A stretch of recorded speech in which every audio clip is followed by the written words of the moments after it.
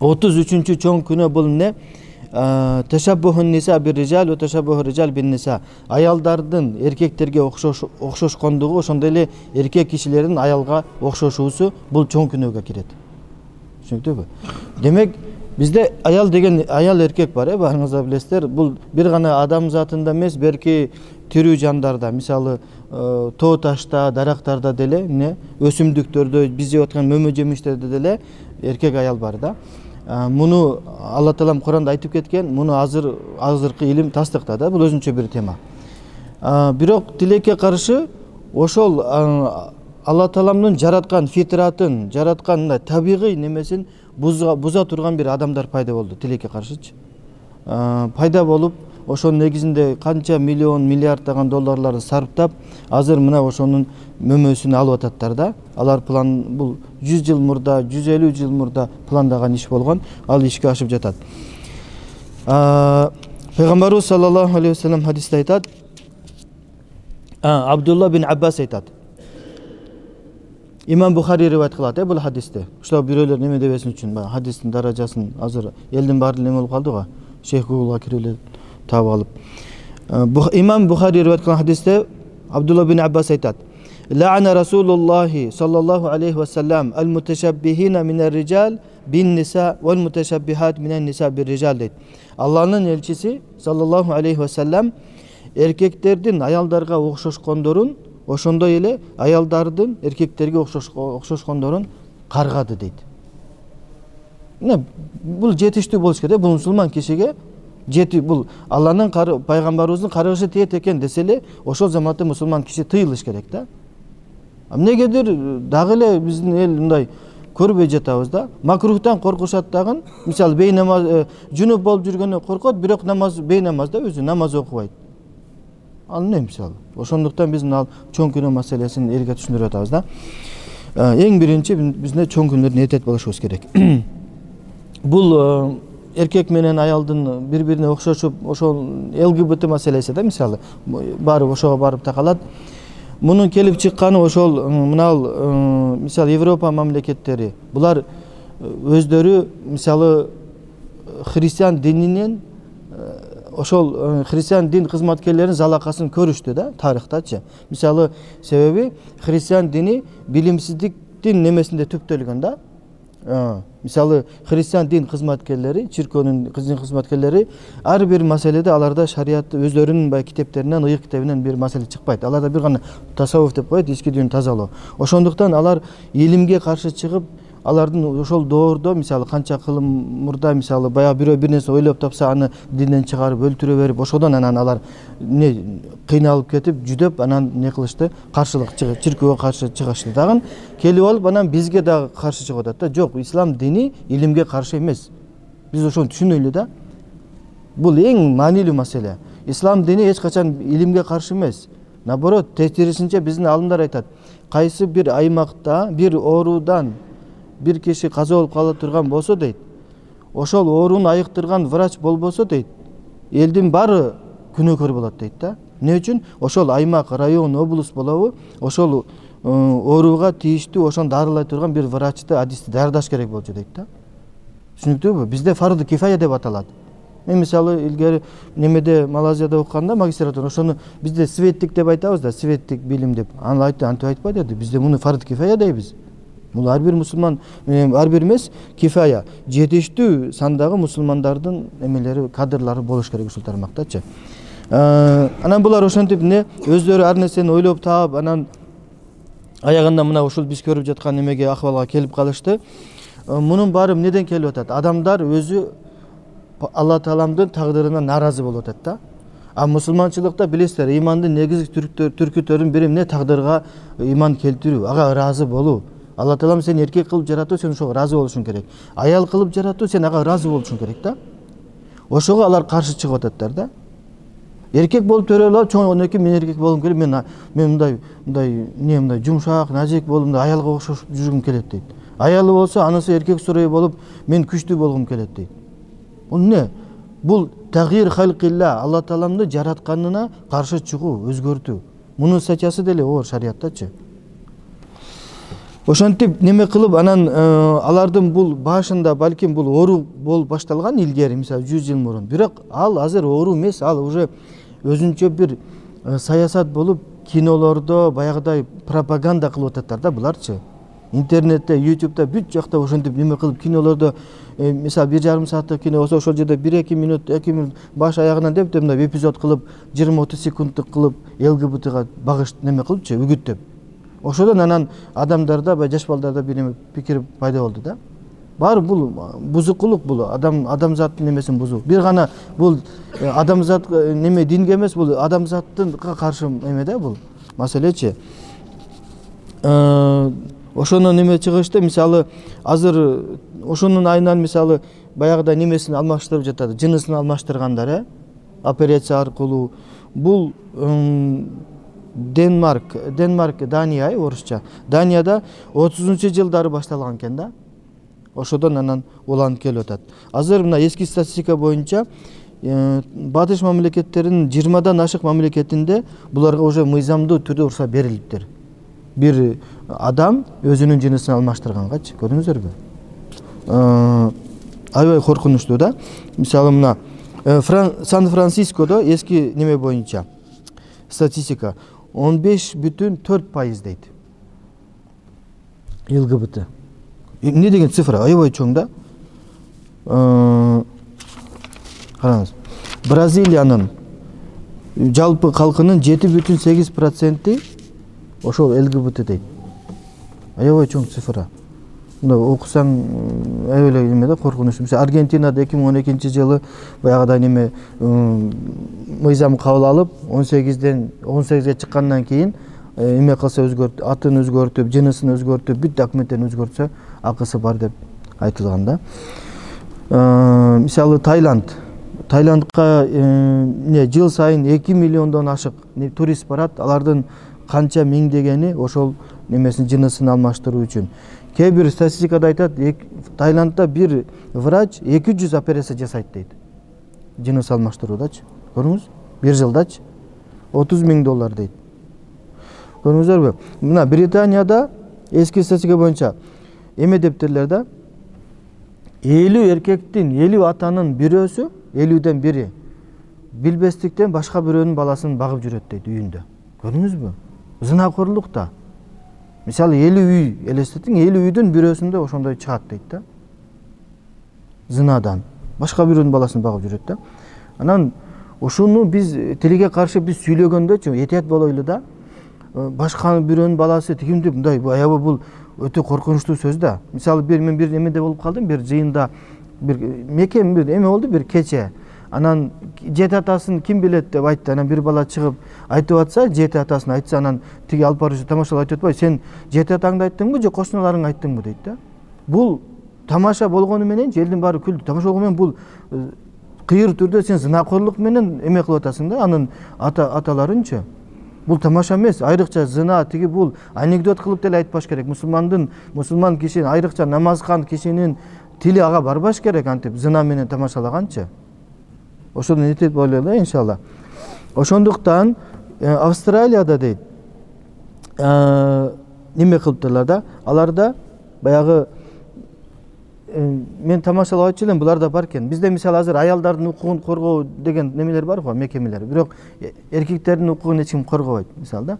Улам эле баягыда неме кылып, эркекти бир чоң бир монстр кылып, супаттап, бир зөөкүр, залым кылып сүрөттөйттөр го. Тиякта эркектердин дагы укугун неме кылган бир фонддор бар экен да. Ошолор мамлекетке талап кылыптыр да, ар бир аял төрөгөндө неме кылсын деп, текшерилсин. Бул бала ошол атасыныкы же атасыныкы эмеспи депчи. Ошонун алдын алуу максатында. Эми бул биз булар менен жашап атабыз, ушуну айтып кеттим. Биз мына немедечи медиада аябай утулуп атабыз да, мусулмандарчы. Мына мечитте айтып атабыз, аны чыгарып YouTubeга коесуң, көргөнү көрөт, көрбөгөнү көрбөйт. Бирок биздин балдарыбыз калып кетип атат да, жаш балдарыбызчы. Мында ойлоп көрсөң, сен бирөөнүн баласын, YouTube'дун баласын эле багып аткандайсың да, мындай кыйыр түрдө айткандачы. Ал ошолордон тарбия алып атат. Ошого мусулман коому мындай ойгонуп келип атайын программалар бар мисалда. Dini neme жасаса болот. Роликтерди жаш балдарга 1 минуттук 30 секундтук тарбиялык ошондойлорду көп чыгарыш керек. Ошондой эле мына биз ата-энелер КТРКга барып Баластанга айтып, кээ бир страшный мультфильмдерди коюп беришет. Бир мультфильм бар, атын эч билбей жатам. Бир аябай эле мыкаачылык, бир акылга сыйбаган коркунучтуу мультфильм да. Ошо кээде чыгып калат. Ошондойлорду тыйыш керек. Анан неме деген бар, баягы сыйкырчылыкты үйрөткөн, аны тыйыш керек. Мисалы бул биздин талабыбыз да, укугубуз. Биз айтабыз 80-90% мусулманбыз дейбиз. Анда ошону неме кылайлы да, талап кылайлы мисалда. Мыйзам түрүндө. Педагогика, тарбия баарына керек да мисалы. Биз деле баарыбыз ошол не мамлекетке күйгөн, элин жерин сүйгөн, жакшы патриот немелерди салым кошойлу деген максатыбыз да мисалы жарандарды неме кылганга чоң оюсунда. Алла Таалам Куранда айтат: "Аузу биллахи минеш шайтанир ражим." Ниса сүрөсү. "Ва ла татаманну ма фаддалаллаху бихи бa'dakum ala ba'd." Алла Таалам берген бир нимат, бириңерге берген ниматка башкаңар суктанып ач көздүк кылбагыла дейт. Же ошону үмүт кылба дейт. Алла Таалам бирөөгө мисалы байлык берди, бирөөгө илим берди, бирөөгө бир нерсе берди, сен ошону суктанып, анда жоголсун, менде болсун деп тилебегиле аны дейт. Лирrijali насибу мимма иктасабу линниса насибу мимма иктасаб дейт. Эркектерге ошол өзүнүн бир үлүшү бар. Жумуш кылып, эмгек кылат, өзүнүн немеси бар, багыты бар дегендечи. Аялдар деле ошол сыяктуу. Алардын деле өзүнүн багыты бар да, мындай. Вас'алуллаха мин фадл инналлаха кана бикулли шейин алима. Андан көрө силер Алла Тааламдын ниматын, жакшылыгын сурагыла. Албетте Алла Таалам ар бир нерседен кабардар дейт да. Ошондуктан ошол аяттын негизинде алымдар айткан, демек эркек бойдон калыш керек, аял бойдон калыш керек. Анан гендер маселесинде эч кандай мындай биз эмеге чакырбайбыз мисалда. Гендерлик маселеде анан биз басмалап жок. Бул жерде мындай да. Гендер дедик. Ар бир иште бир башчы болуш керек. Мисалда, эки кочкордун башы бир казанда кайнабайт дейт кыргыздар, туурабы? Мына эки жубай, экөөнүн бирөөсү башкарыш керек да. Же эркек башкарыш керек, анан эркек башкарбаса аялга өткөрүп бериш керек да. Бирок өзү эркек башкарыш керек. Анан аялдар талашып атат да бизденчи, тең төрага болом деп. Кантип сен тең төрага болосуң? Тең төрай мисалы, экөөнүн бирөөсү башка болуш керек. Мисалы, эки киши бир фонд ачса деле өкмөткө барып, алар айтат, кимиңер директор болосуңар дейт да. Бирөөсү жооптуу болот да мыйзам астындачы. Шариятыбызда эркек жооптуу. Алла Таалам кыямат күндө өзүңдү суракка алат, анысыз келгенсип, үй бүлөңдүн да атынан жооп бересиң. Аялыңа эмне кылдың? Аялыңды окуттуңбу, окуткан жоксуңбу? Не билим бердиң мисалда? Балдарыңды окуттуңбу, окуткан жок? Алла Таалам Куранда айтат: "Аузу биллахи минеш ражим. Я айюхаллазина аману қу анфусакум ахликум нара." Эй иман келтиргендер, өзүңөрдү жана үй бүлөңөрдү тозоктон куткаргыла дейт. Кандай тозок десе, вакудухан нас вал хижар. Ал тозоктун отуну адамдар жана таш дейт. Көрүңөр, бул бизге буйрук. Алла пайгамбар саллаллаху алейхи ва саллям айтат: "Куллукум раин ва куллукум мас'улун ан раиятихи." Ар бирөөңөр жооптуусуңар дейт. Кыямат күнү жооп бересиңер дейт. Ошондуктан биз ошого мисалы биз үй бүлөбүзгө жооп беребиз. Ал эми аялыбыз болсо бала чакабызга да жооп берет ал. Өзүнө жооп берет, бала чакасына да жооп берет. Тарбия маселесинде. Эми кайсыл учурда эркек аял баягы эки жыныс бири-бирине окшоштук болот деген мисалдарды айтып кетейли. Эң биринчи эле аял киши мисалы эркектердин кийимин кийбеш керек. Макулбу? Азыр ушуга атайын немелер чыкты. Баягы адам укугу деп жаш балдарды неме кылып ататтар да. Мен өткөндө окусам шок болдум, аябай коркунучтуу. Детсадтан баштап эркек аял дегенди жазбай калыптырлар да. Илгертен мисалы эски китептерди азыр деле мисалы карасаң неме кылат го, бул эркек, бул аял деп антип айтпа дейт. Көрүңөрбү? Ошентип баштаган да. Бул баягы эмеге бул Алланын каарын келтирет. Биз эмнеге эми буга аралашышыбыз керек? Себеби биз адамзатты сактап калышыбыз керек. Биз жооптуубуз. Ар бирибиз жооп беребиз мисалда. Динге, мына жашоого баарыбыз бир гана молдолор эмес. Сиздер ойлобоңуздар, тиги муфтия жооп берет, муфтий жооп берет, казы жооп берет, андай эмес. Ар бир мусулман киши жооп берет. Ар бирибиз жооп беребиз. Макулбу? Жоопкерчиликти сезейли биз. Мындай сөздөрдү, реформалык иштерди бир гана молдолор айтууга милдеттүү эмес. Ар бир жаран айтыш керек. Атайын фонддор түзүлүш керек, атайын коомчулуктар түзүлүп, мыйзам түрүндө өзгөртсө болот да. Мисалы мен толтура не деген баягыдай светтик мамлекеттер бар, бирок мусулманчылык аябай эле өнүгүп өркүндөп жатат аларда. Жөнөкөй эле мисалы Түркияда окшош эле конституция баары светтик деп жазылган. Осман халифатын кулаткандан кийин ошону жазышкан, бирок аларда баары элдин баары мына машалла илимдүү, билимдүү, мектепте окутушат экен диндичи. Баары окуйт экен.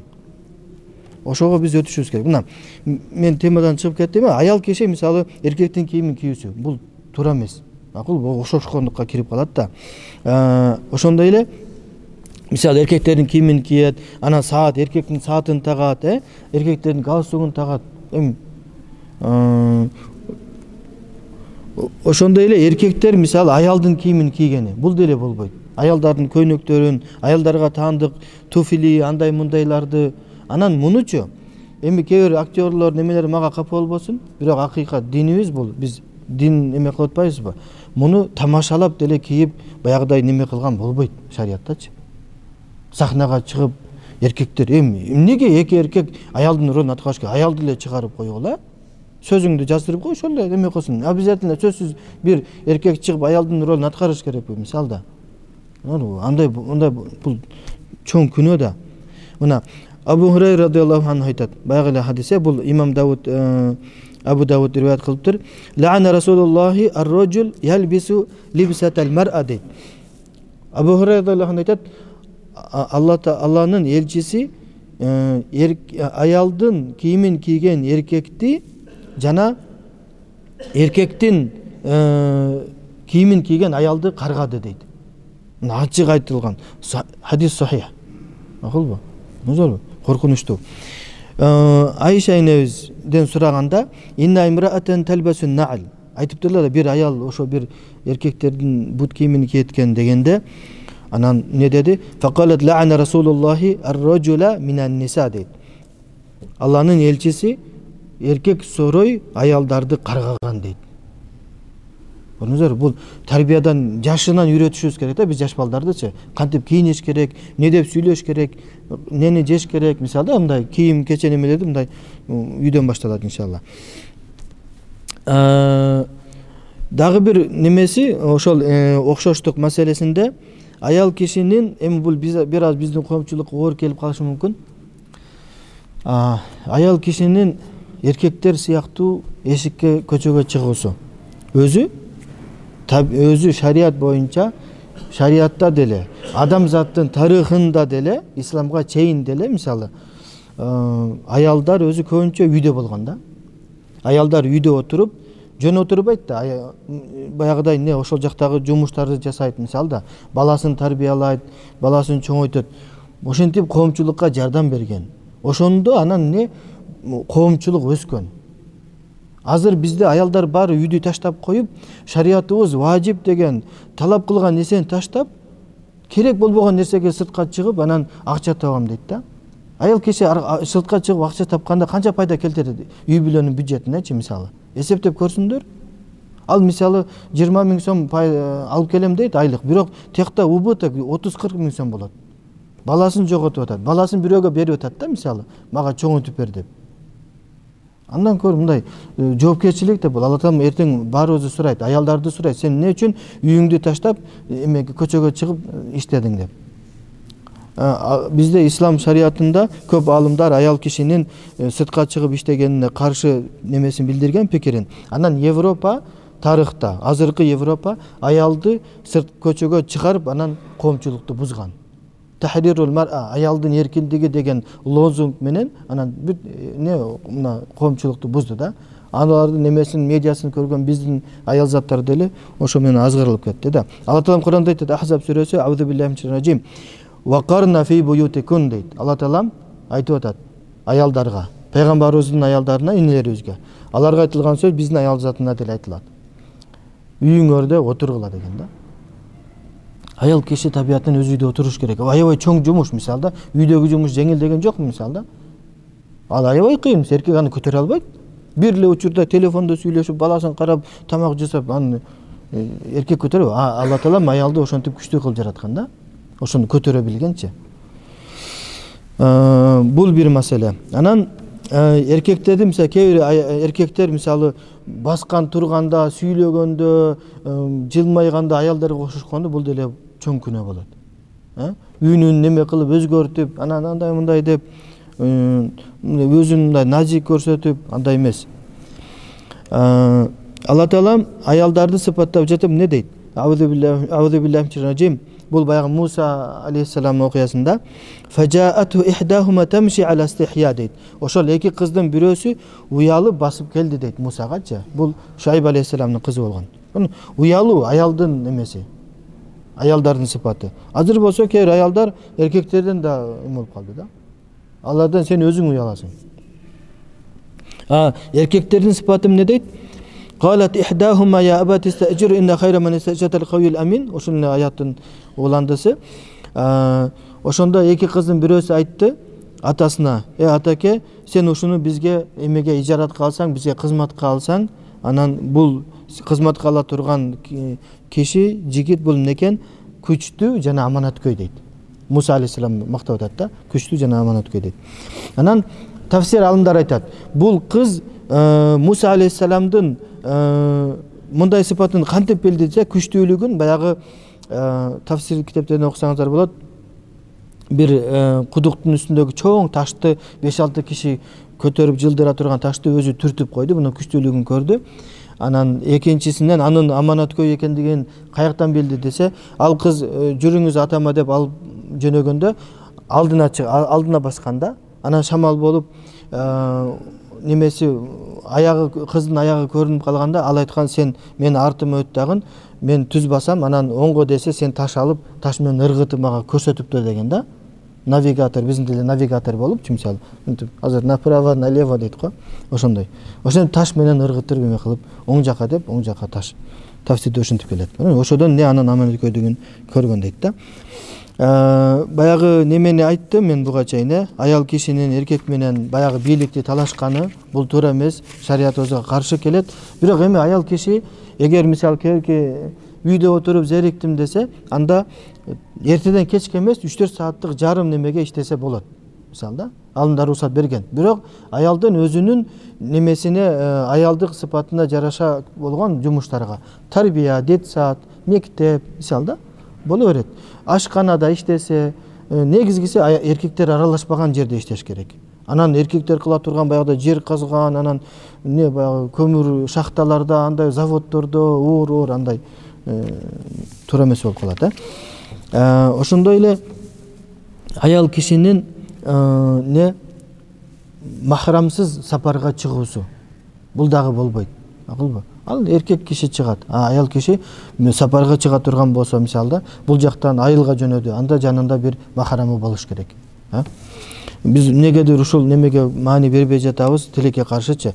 Пайгамбарыбыз саллаллаху алейхи вассалам муттафак алейхи хадис Бухари Муслимде келген, айтат: "Ла тусафирул мар'a илля ма'a зи махрам" дейт. Аял киши бир гана махрамы менен гана сапарга чыксын дейт.